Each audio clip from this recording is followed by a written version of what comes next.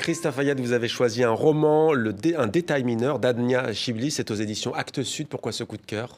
Parce que Adania Chibli est en train de devenir une grande écrivaine palestinienne.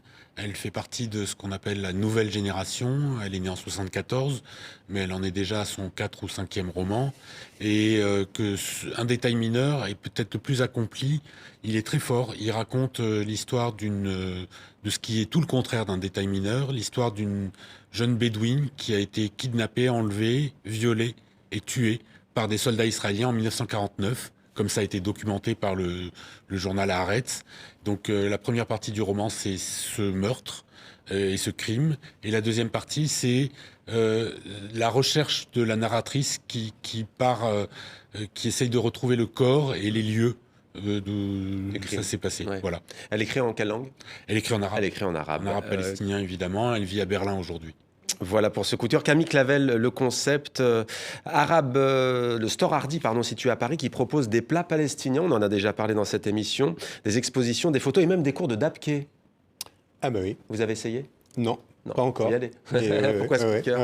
ouais, je trouve que c'est un espace super. C'est un restaurant. C'est Rania Talala qui a monté ce restaurant dans le 18e, à côté de la Porte de la Chapelle, pas très loin.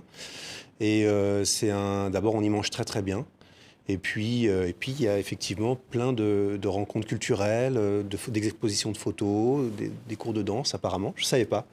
Et j'aime beaucoup cet endroit. Et c'est, à ma connaissance, le seul restaurant palestinien à Paris. Donc, voilà. Là, je vous laisse cette assertion. Je ne sais pas si c'est le cas, mais en tous les cas, à ma connaissance, j'ai bien dit à ma connaissance. Marion Slitine Sahab, le musée des nuages de Gaza, un musée en réalité virtuelle, hein, c'est ça, sur le cloud, comme on dit, à l'air libre, dans un territoire, on l'a dit, sous embargo.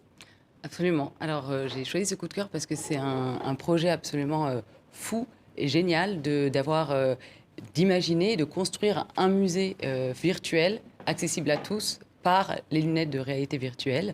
Donc, un projet qui est porté par un collectif d'artistes fondé en 2021, d'artistes de Gaza, de France et d'ailleurs, et qui imagine un meilleur futur et qui propose de construire en fait un musée et de reconstruire en fait la communauté par la construction d'un musée à et pour Gaza. Gaza 2.0.